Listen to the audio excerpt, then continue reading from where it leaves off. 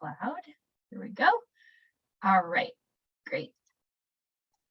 So with that, we're going to turn to our topic and speaker for today. So Dr. Stephanie Vasko is a senior UX researcher with Mesh Research. And I'm going to let her explain to you what that is. And she's also the managing director for the Center for Interdisciplinarity at Michigan State University.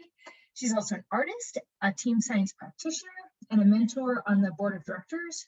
I'm sorry, not a mentor, a member on the board of directors for the International Network for the Science of Team Science Insights. Dr. Stephanie Vasko is going to be talking today about user experience design and user experience research in team science settings, which really seems like such a great continuation on the theme of our previous series on team science facilitation, and that these topics are really all about considering the people and the purpose when we're designing ways of interacting and doing our work together. So with that, I'm going to hand it over to Dr. Stephanie Vasko.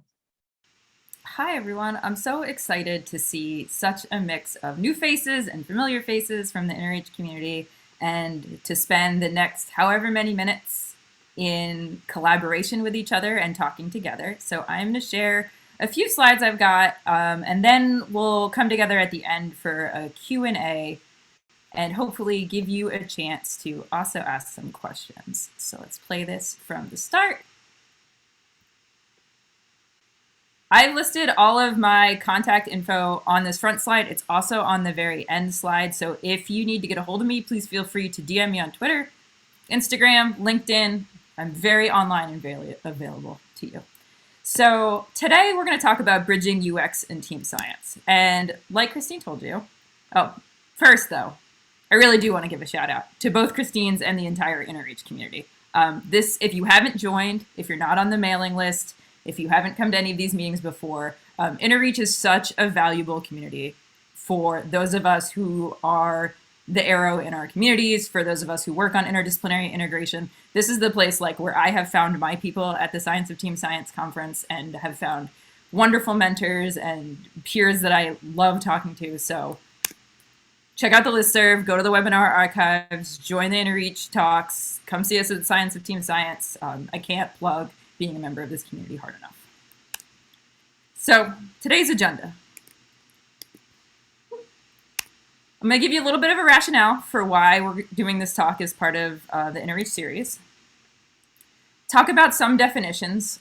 Some of you might not be as familiar with team science and the science of team science. Some of you might not be as familiar with UX and UX design and research. So I want to get everyone on the same page with a few definitions. Talk about some examples of design. Talk about some examples of UX research. Talk about how we can use user experience and sites together moving forward. Give you a bit about my career path, and then leave you with some resources if you're interested in pursuing this work more. Finally, we'll wrap up with a Q&A. Hopefully we'll have a good long chunk for that as well. But if not, there's an associated discussion and reading meeting with this. I think it's coming up in 2 weeks after this. So please feel free to come and chat with me with your questions. Let this sink in. I'll be available then as well. So this is going to be an interactive talk. I want you to be able to interact with me, to interact with the subject, and we're going to do that in 2 ways.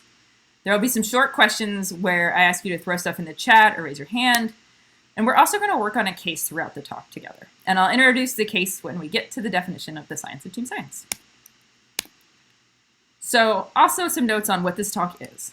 This is a quick intro to team science, sites, and UX. We've got some examples of UX activities, UX opportunities for team science and the science of team science. It's one person's career journey and some opportunities to practice with some UX contexts. What this talk is not is a deep dive into any of those topics. We'd be here for weeks if we were going to do that. It's not a comprehensive list of all the UX things you can do or an exact how-to for career transitions. But what I really want today is for you to kind of get the flavor of some things, be able to ask some questions of me, the communities, yourselves, and maybe get inspired on some things you might be able to do moving forward.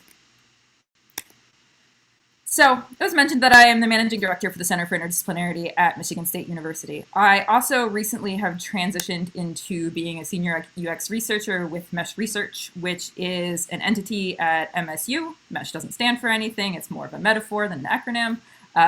When we look at digital scholarly publishing, specifically also thinking about open access in that space. So I'm doing some UX work right now for them, thinking about kind of interdisciplinary teams and how they collaborate. And I'm a board member with the International Network for the Science of Team Science, and I have been attending the Science of Team Science conference for 6+ years, I think, at this point. And I've been on committees for planning that conference as well. So if I put on all of these hats, team science, interdisciplinary work, and UX, and I look out into the field of what's happening, I find this.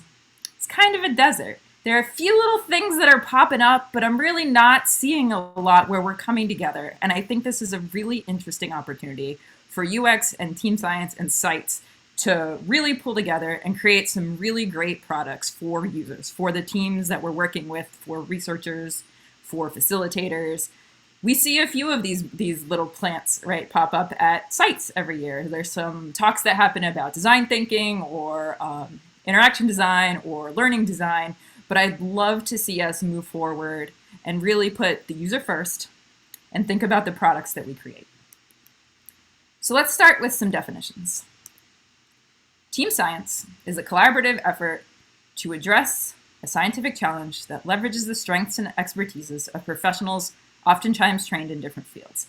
This team science definition comes from the Team Science Toolkit. If you're not familiar with it, this is a great resource to bookmark. To think about different aspects of team science. There's a lot of trainings and readings here, so please take a look here if this is a new field for you. So we've got team science, right? We've got teams that are collaborating across disciplines, collaboratively coming together to think about ideas. But then there's also this interdisciplinary field, the science of team science, that empirically examines the process by which large and small scientific teams, research centers, and institutes organize, communicate, and conduct research. And really, SITES gets at understanding how teams connect and collaborate to achieve breakthroughs that would otherwise not be attainable by individual or additive efforts.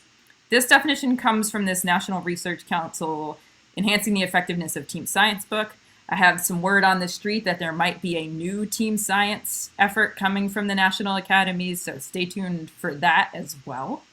But really, science of team science is a field that studies how these teams that come together collaboratively do the work that they do. Who here has heard of a collaboration plan or has seen this document? Throw a +1 in the chat, raise your hand. All right, this collaboration plan image from Hall, Vogel, and Kristine is a tool I think a lot of science of team science practitioners, facilitators use. It's a 10-step set of areas that looks at things teams should consider when they are going to come together and collaborate. And these include factors like rationale for team approach, collaboration readiness, technological readiness, team functioning, communication and collaboration, leadership management and administration, conflict prevention and management, training, quality improvement activities, and budget and resource allocations. If you have ever tried to make a collaboration plan with a team, you know that this can be an unwieldy tool. It's a wonderful tool. It helps us think about all the different things we need to bring together when we form a collaboration. But there's also a lot going on here. So we're going to keep the collaboration plan and these 10 steps in mind today, because our goal, as we learn about different UX concepts, is that we're going to design and test a responsive, interactive website for teams to use when building a collaboration plan. So as I introduce concepts throughout the talk, I'm going to also introduce some activities where I ask you to try out a UX concept with the collaboration plan in mind as like the ultimate goal. So today we're thinking about how do I take that collaboration plan document and I make a super cool website that lots of teams are going to want to use to make their collaboration plans. We're going to do that by testing the concepts throughout the talk. So we've talked about team science and the science of team science. Let's talk a little bit about user experience. This definition comes from Don Norman and Jacob Nielsen, who are the founders of the Nielsen-Norman Group. The Nielsen-Norman Group, if you are looking for resources on UX, their website is probably the #1 place to go. That's where I would point people. So the definition that they have on their site is that user experience encompasses all aspects of the end user's interaction with a company, its services, and its products. One of the things that I like that comes off of this same page about the definition is the following. In order to achieve high-quality user experience in a company's offerings, there must be a seamless merging of the service of multiple disciplines, including engineering, marketing, graphical and industrial design, and interface design. What I didn't say when I talked about team science and the science of team science is over the past few years at the Science of Team Science conference, team humanities is starting to also get a bit of a build. And the idea of teams that aren't just scientists, but teams that have people who work in humanities, people who work in business, people who are artists, coming along on them to solve these wicked and complex problems, that's growing. And so right here, you're kind of seeing that both team science and UX need that seamless merging across disciplines in order to be the best that they can be. I also want to note that you might not see yourself in today's talk. This is a diagram that is pretty prevalent about the way that different parts of what we're going to call overall UX come together. So we've got the user interface, the thing that you interact with, the experience that you have with something, the customer experience, and the service design. And the service design being all the way from the back and the decisions that are getting made on the back end to the front product that a customer uses. So you might be working in service design. You might work on the user experience. You might only be working on the thing that somebody interacts with. So there are a variety of spaces that you can flow within this kind of like nested onion of different parts of the overall UX experience. If you ask several UX professionals, you're probably going to get several different definitions of UX. And the reason for this is, much like team science, UX is an emerging profession. So Don Norman coined the term, I think in the 90s. So UX, right, we're coming into our own, much like team science. So this is another place where like these young growing disciplines that affect ways that we do things in the world have a lot of similarities. I really like this diagram from the Nielsen-Norman group about the steps of the UX process. So outside of discover, there's probably a bit of a define beforehand, thinking about your goals, thinking about what the scope of the project is, but then you're going to come into interlocking steps of discovery, exploring your product, testing your product, listening to your users, and iterating back and forth on that. Like you can see from this diagram, you come into the process, but you can also go into another process, come back into a process from a forward one. UX really is the type of discipline where we're thinking about that iteration, where if we hear something from the user that affects our own exploration, we might go back, test it out, come forward, because really at the end of the day, we're trying to meet and design things that are memorable for the user, easy to use, seamless. And I mentioned in the abstract these two concepts, UX design and UX research. Some people will tell you this is an artificial distinction. Some people believe that they're two fields. UX design and UX research are two categories that have skills associated with them. So a UX designer might be the person who works really on like the visual look, feel, the interactions, the way the information has an architecture within the product you're using. A UX researcher is the person who's going to go out and test the different parts of it. So we'll look at the usability. They'll gather information from the user. But these two, design and research, don't necessarily have to be separate things. They're really a continuum, and depending on the company, the place you're at, the project you're on, they can be one person. You can be a UX generalist. You could be a UX designer. You could only focus on the design aspects. You could be a UX researcher. You could focus only on the research aspects.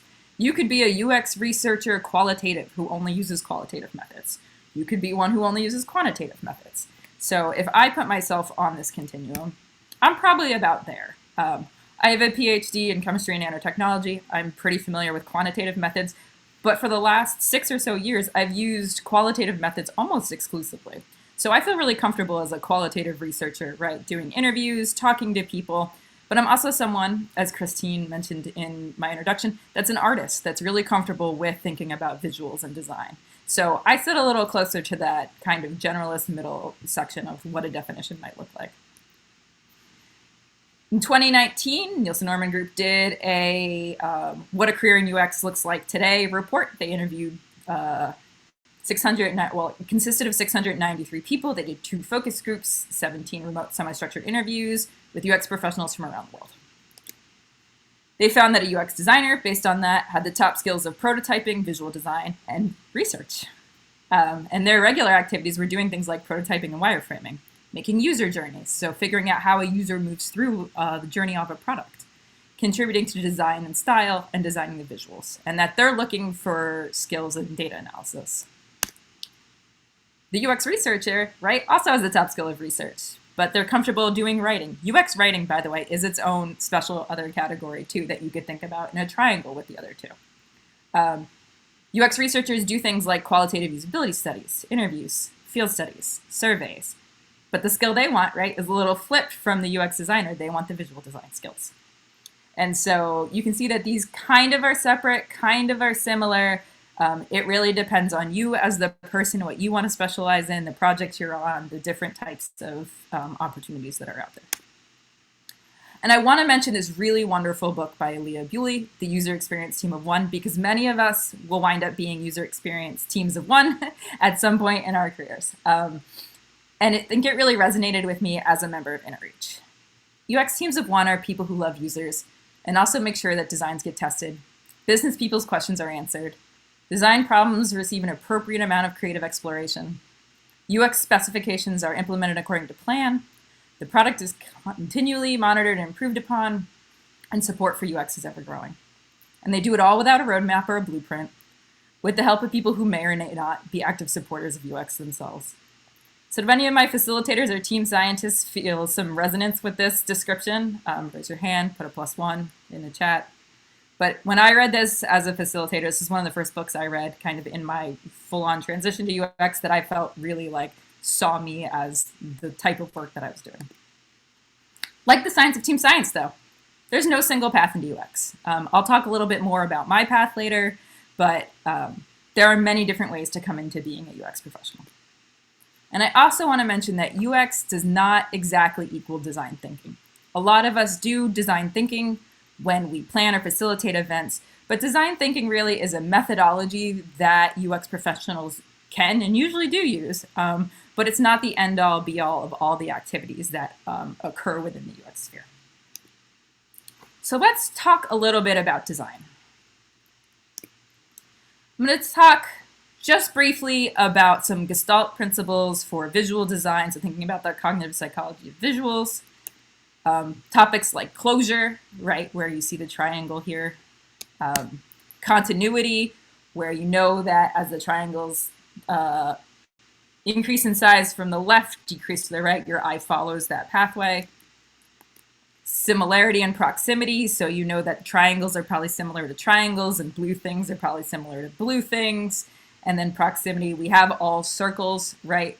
But there's two groups, and we internalize that like the groups probably have something in common in addition to the circles having something in common. So these are just a few of the principles that when we design visuals, we think through to kind of make the visuals that resonate the most with people. So I just want to stop and ask quickly if there's any websites, apps, anything you use that you really enjoy the visual design of, and that might take into account any of these 4 different, or any of the other Gestalt design principles, if you know any of the other ones. We've just started using Exaptive's software for sort of visualization of networks live during facilitation. And I have found it to be really great in terms of visual kind of flexibility and ability to distill things. So I see a lot of what you guys are talking, or what you're talking about here in that. All right. Let's talk a little bit about wireframes. Wireframes are the things that you make along the way that show the visual representation of your product. So I'm going to show some slightly embarrassing ones from my own project on building an app to teach adults about cryptocurrency. So I started with a paper wireframe where I did an 8 drawings in 8 minutes exercise and drew 8 different potential landing pages for this. From the paper ones, I converted those into a low fidelity one. So this is just, right, we've got some images, we've got some text. There's not the final choices of fonts or choices of color or choices of assets. But as feedback happens right on the paper one, on the low fidelity one, we can get feedback on a high fidelity one that then brings into account, right, fonts and images and colors. And we create across kind of the different technologies and at different stages artifacts that we can then ask the user for feedback on. So this is going to be our first activity with the collaboration plan. I'm going to give you 2 minutes, and I'm going to time it. So let me get out my timer here. But you have 2 minutes to make 2 designs for a collaboration plan homepage. And your time starts now.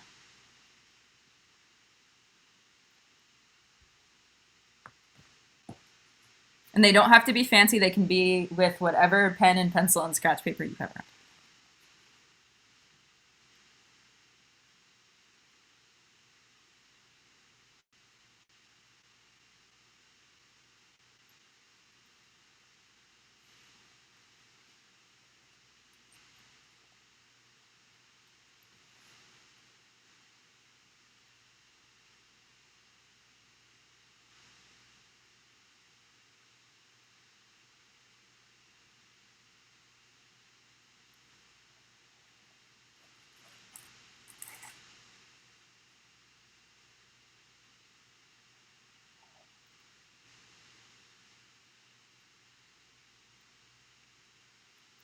All right, switch to your second design. And your first one may feel unfinished, but that's okay.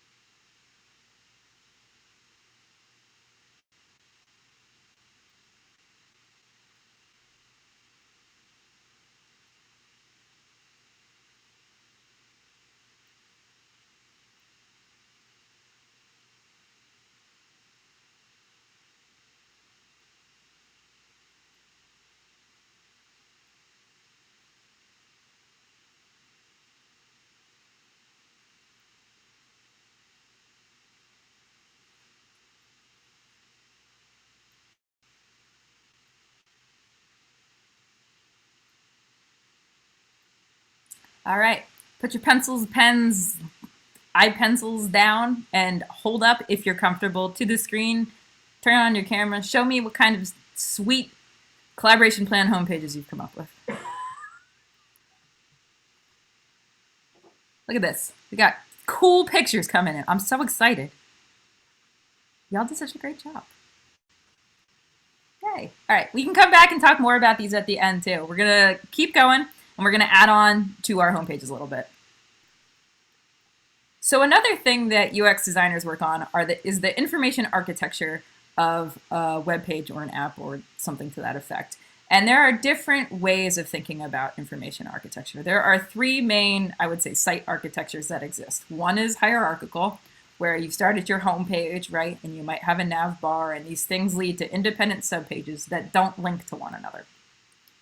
You could have a matrix style web page where all of the subpages link to one another, so you can move in any which direction you want.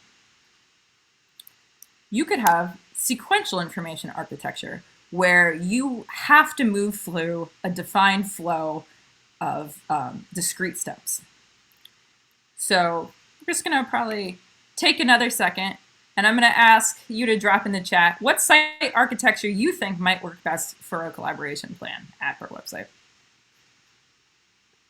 And this is going to be different for everyone. I think I have different feelings on collaboration plans than potentially what Hall et al. Might have initially thought about, right? We've got sequential, we've got matrix. Nobody said hierarchical yet. I'm surprised.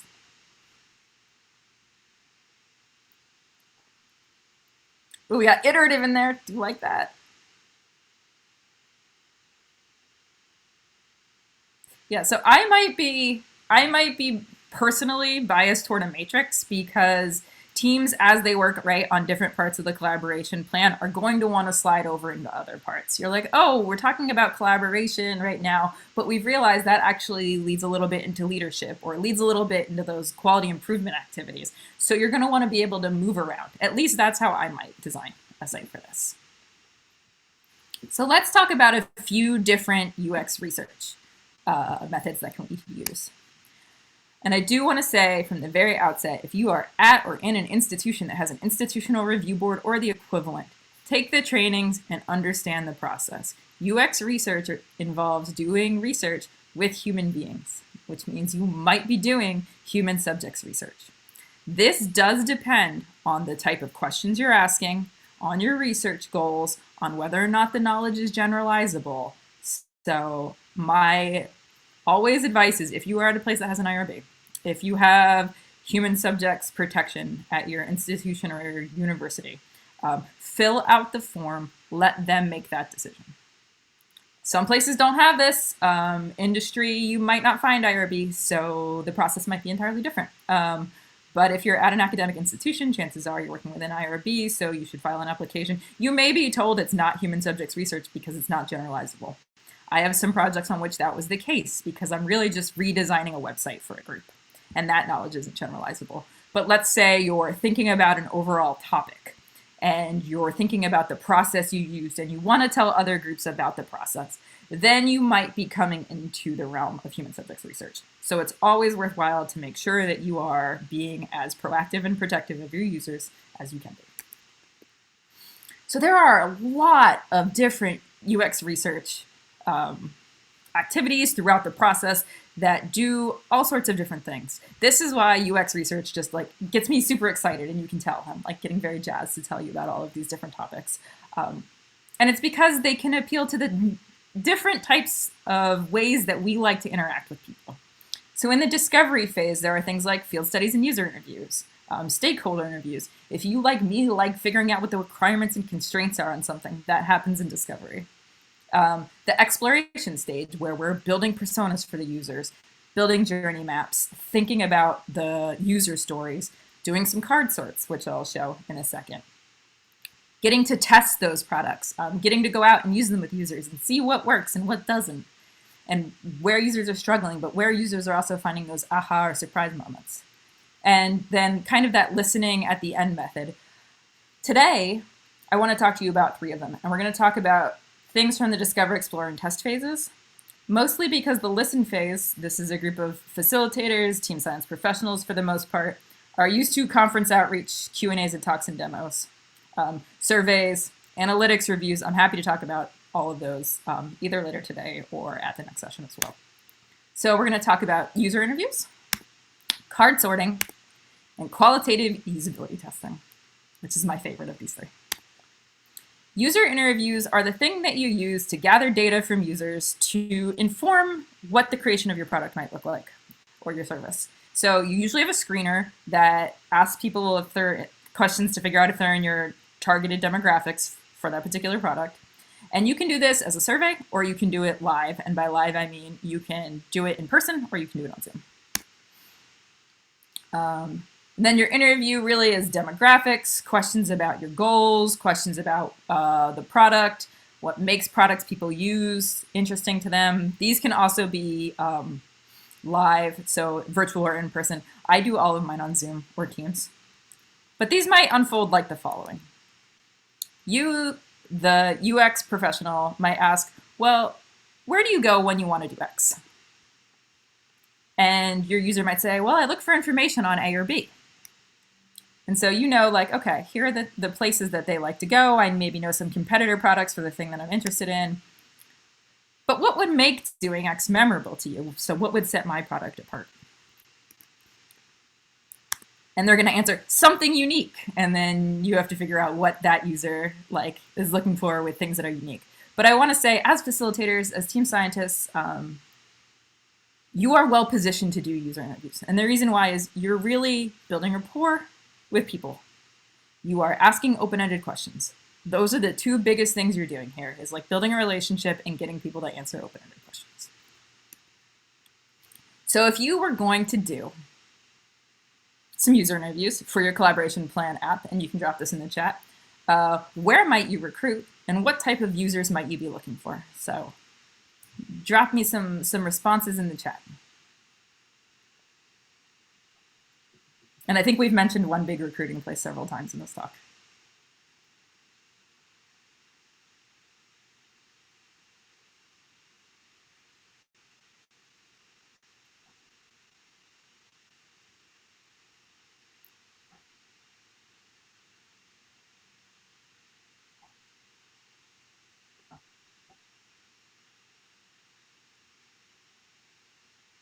So I'm going to spoiler it for you. If I was looking to recruit participants to give me information about an app I might be building about the collaboration plan, I might look to the Science of Team Science conference as the place to recruit them. And I might be looking for sites professionals or people who engage in the science of team science so that I can, like, right, those would be the two big groups, the people who engage in team science and the people who study the teams.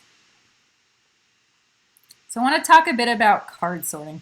Card sorting is a really fun technique. So over here on the left-hand side, I have a pile of sticky notes. And we could do an open card sort where I let the users define the categories for these cards and place them into the categories. So that might like something like this. So this is, I modeled this card sort activity after individual facilitators' web pages. So we might have people, our users might say, okay, I see 3 categories: about, contact us, and services. And they would file the cards that we gave them underneath these. Or we could do a closed card sort. And a closed card sort really helps us confirm the categories that we're thinking about. So we could say, all right, here are the categories: about, team science, services, and contact us. And we would ask the user to sort the cards into those categories. So there's times you want to do an open, there's times you want to do a closed. It's really helpful to get a sense of the mental models of the users of products. So what might, for a collaboration plan, you populate the cards with for a card sort? So we can drop one suggestion in the chat.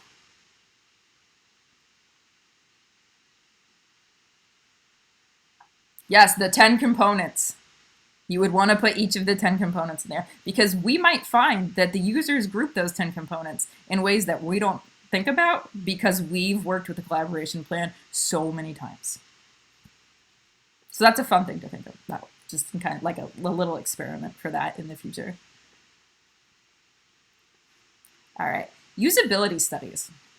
So usability studies are when a facilitator works with a user around a series of tasks to uncover information about the design issues and opportunities on a product and the user preferences.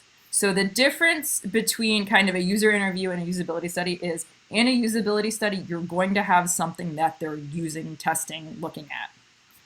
There are 2 main types of usability studies. There are moderated and unmoderated. In a moderated usability study, the facilitator and the participant are together. You can record them, audio or video. It gives them an opportunity to expand. So I, the facilitator, might ask you, the participant, to show me how you do something on a website, and I'm watching you do the thing on the screen. An unmoderated usability study is where we provide specific software and instructions to participants, ask them to record it, and we watch them walk through the tasks. So we can't stop and ask somebody to try something else because they're doing this on their own. There are services that you can hire that'll do usability studies for you. This is also, again, a place where you can do things on Teams and Zoom. So this is my webpage on mobile. And I could ask you, the users, how you might find out how to contact me. And I would watch where you clicked on this, or if you tried to scroll, or if you had any questions. And then I might ask you a behavioral question or like a question about how easy you found the task to be. And this is pretty obvious, at least in this case, because there's only one option. So we talked about the cards. Okay, so I've given you a taste of some design activities, a taste of some research activities, and now I want to bridge the fields a bit. So we've got this kind of intersection of team science and sites, UX research and UX design, and we bring them all together, and there's this middle ground. And I want to know where you might see the intersection. So what kinds of opportunities do you think sit at the middle of these 3? And you can unmute yourself, you can drop it in the chat. I'm down for however you want to share here.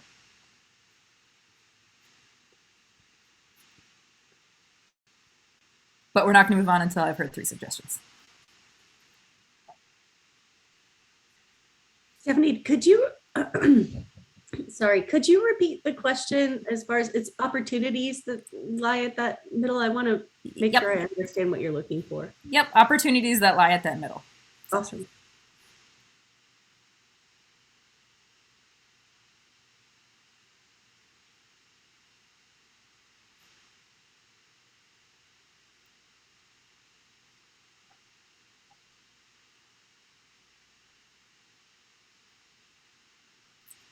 Facilitation tool development, check.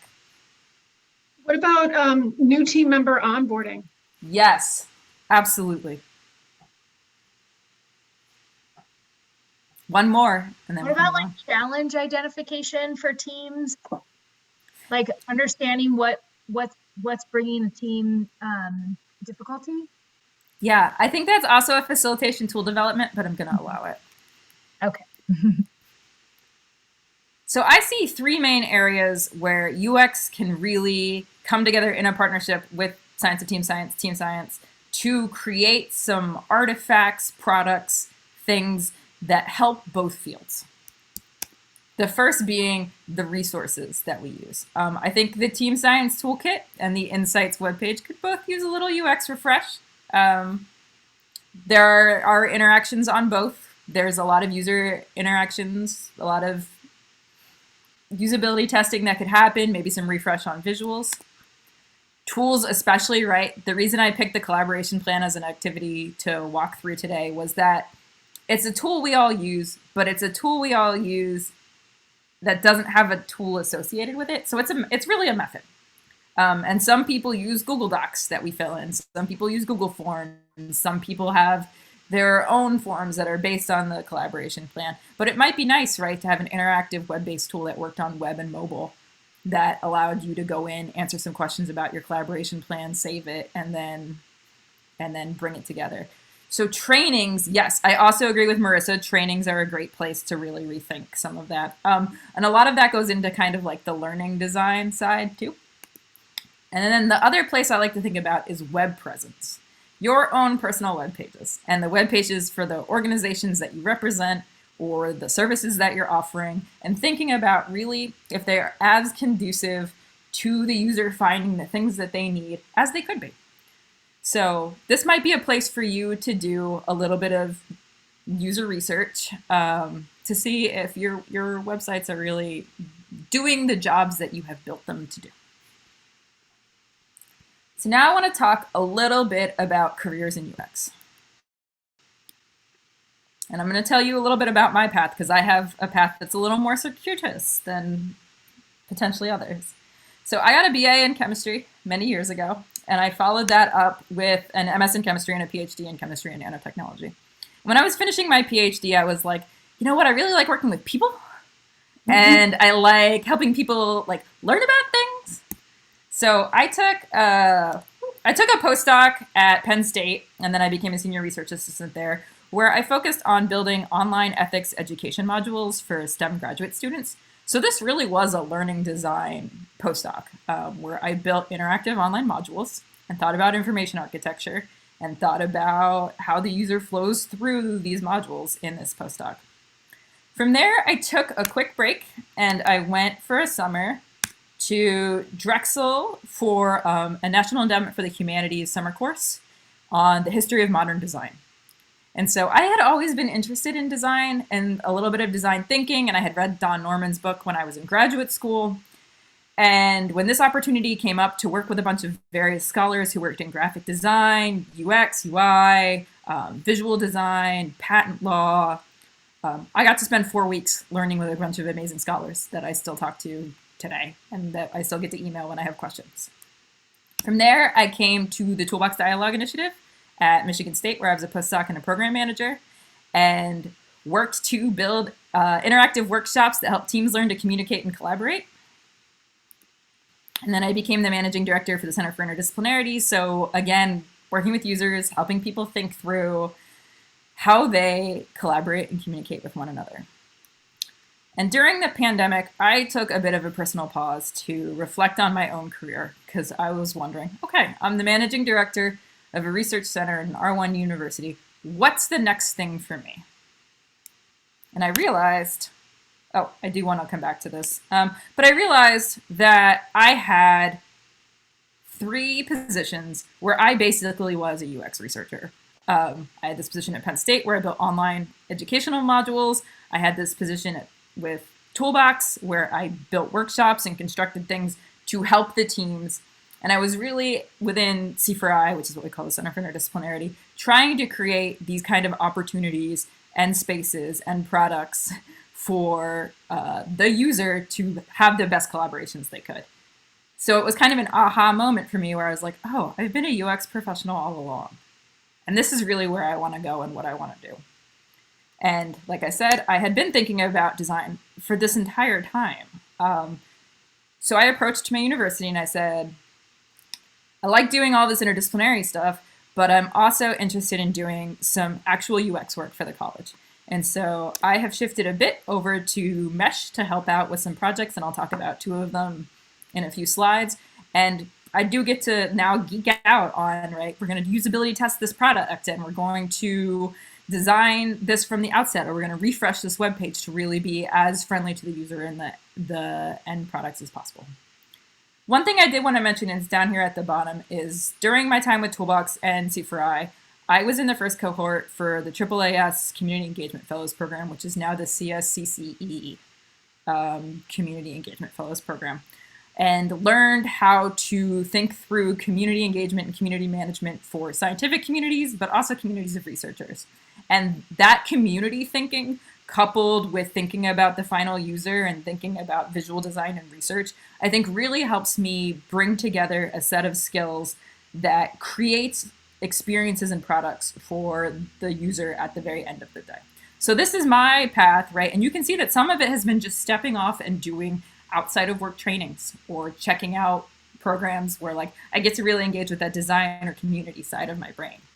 But I also have the hard skills from like doing a STEM PhD and working with a group that really focuses on workshops to get those qualitative skills. So it's finding those opportunities to build the skills in your portfolio and personal toolbox. And I want to just give this example because I think it's a nice example that not every UX product you build is going to be the most beautiful thing out of the box. So if you took a Toolbox dialogue, or at that time Toolbox project, workshop 8 years ago, you would have seen something like this. You would have been given a piece of paper to fill out your answers to a Toolbox survey or survey-like instrument. And it would have been collected. You would have done another one at the end of the workshop, and then somebody from Toolbox would have gone in and typed all the data into Excel. So one of my first like actual products that I got to work on was taking that and turning it into an app, and making sure that we collected our data online instead of through paper. So making it easier for the user, making it easier for the TDI team, right? So there's 2 separate client bases there who have different needs. TDI has gotten the money through several NSF grants to build a 2nd generation of this app, which is exciting to me because it's right something that I've led in the beginning and now gets to continue on. So, but just know that like not every UX product you build is going to be the most beautiful thing, but it might be the thing that meets users where their needs are. There are a lot of tools that I use in my own work, and I just wanted to suggest some of them to you all. So when I make wireframes, mockups, prototypes, I use Figma, I use Adobe XD, and I use Miro. And that latter one tends to surprise people. But if you're used to using Miro for other things, it's a nice add-in. I use Jamboards to collect ideas and feedback from users. I use Coolors to get color palettes because it will generate them for you. I do virtual facilitation and user interviews and usability testing on Teams and Zoom, sometimes even on Facebook Messenger, because that's the platform where the users are. So I try and meet my users where their needs are. And Google surveys are life because people know how to navigate them. And they're a free tool, unlike something like Qualtrics. But I also use Qualtrics when I can in an academic setting where it's appropriate. So the other thing before I get into the final parts of this talk that I want to talk about are, if you know me and my reputation within the team science community, I have a tendency to want to push the boundaries on the use of technology and the future of team science. I've given talks in the past few years on machine learning in team science, neural networks in team science, chat bots, things to that effect. There are times I think that the field of team science is maybe 5 years or so behind like current research methods or some of the like cutting edge methods that are out there. And I want to just put the pin in thinking about the use of augmented and virtual reality for the science of team science and team science research. This piece on the left is a augmented reality piece that I created that where I 3D scan some sculptures I made, and when you come up to them and get close, in proximity to each one plays a different song that I've also created. So there's a kind of a physicality to it, there's a musicality to it, there's a visual piece, there's an audio piece, and this is a thing I think through with the user as well. So like, what are the user's needs if they're going to do something like that? Can we create team science trainings or resources or tools where we're using augmented or virtual reality? Tools I use mostly are Polycam, Adobe Aero, and VCV Rack. VCV Rack is where I create the sounds that I do. It's an online modular synthesis program. Adobe Aero is an augmented reality program, which has a pretty easy learning curve compared to some of the other ones. And Polycam is an app that you can put on your phone where if you have one of the newer generations of phone, you can do LiDAR scanning. If you have an older generation of phone, you can do photogrammetry to create models. Current projects that I'm working on that A, get to a bit of science of team science work, but B, also kind of illustrate the breadth and width of UX work you could be doing. I'm working on the webpage redesign for the Public Philosophy Journal, which is an open forum for the curation and creation of accessible public scholarship. So you could work with the type of journals that highlight the work that the science of team science or team science does. I'm working with MSU Commons Humanity Commons, which is infrastructure for the humanities for sharing, hopefully data, sharing articles, building profiles. This is another place where I think we could have something similar to this or archive, right? Like places where we could share the information and preprints and things like that from the science of team science. And then my own project, Synthesizing the Sound of Space, which is a digital humanities project. This focuses on how transistors allowed us to capture and create sounds of space. And this one really gets at like, how did teams create transistors? How do music teams and music individuals like produce those sounds? What does NASA do about it? And looking at like a historical picture of it, presenting it online and showing kind of interactive ways of checking out how we make and think about sound, but how we bring art and science together as well.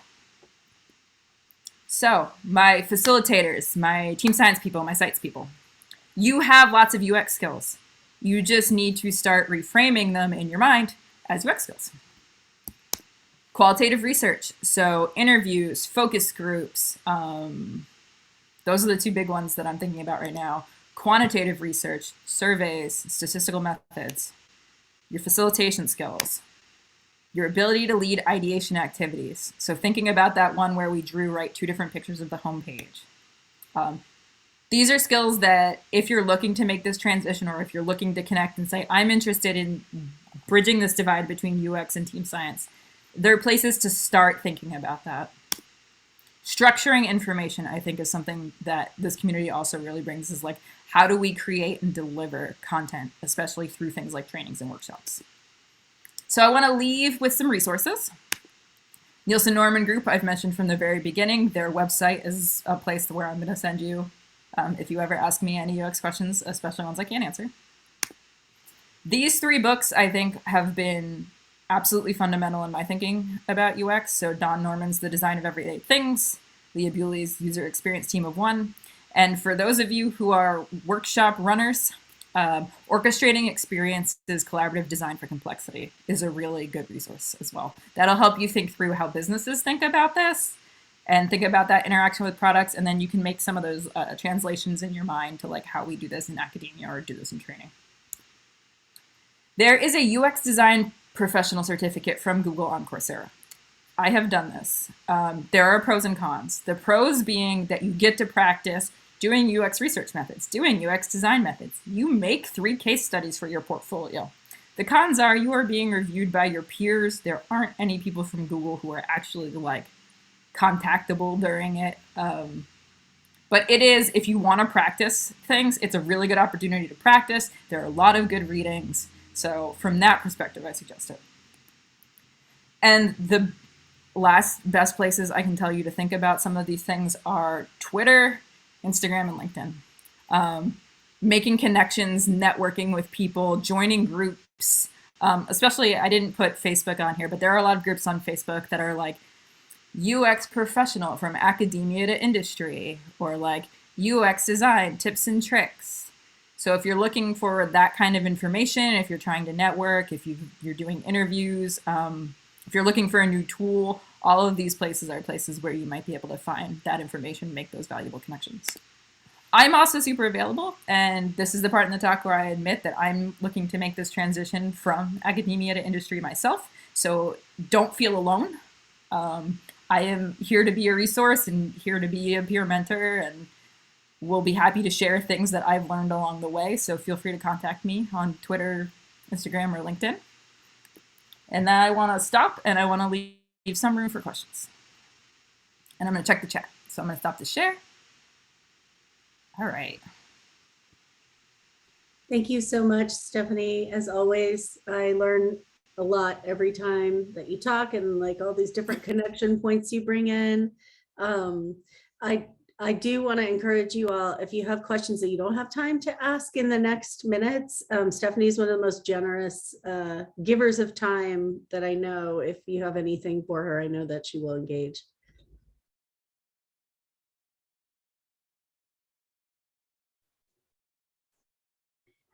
Thanks, Stephanie. Could you put a few of the names, the first set of platforms that you used for some of your design work? I didn't catch the names of all of those, and I think someone else chatted the second set. Very interesting. Thank you.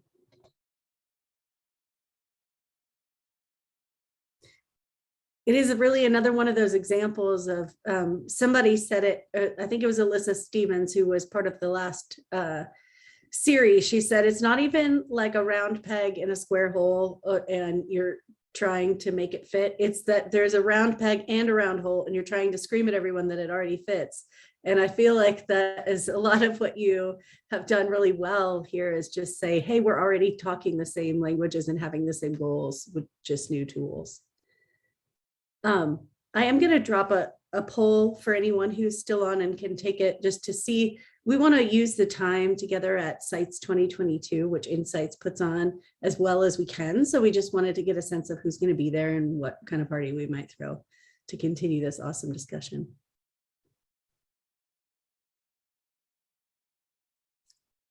Well, I feel like in a group of facilitators, everyone's so aware of the last minute that they don't want to throw out a question. Yeah. And I'm happy to stay on for like an extra 5 if people want. Wonderful. Well, at this, just as we're kind of coming to the top of the hour again, if everyone could just like give a little reaction button or clap or thank Dr. Vasko for her time. And hopefully we'll see you in 2 weeks at her at the next kind of reading and discussion club to dig in more.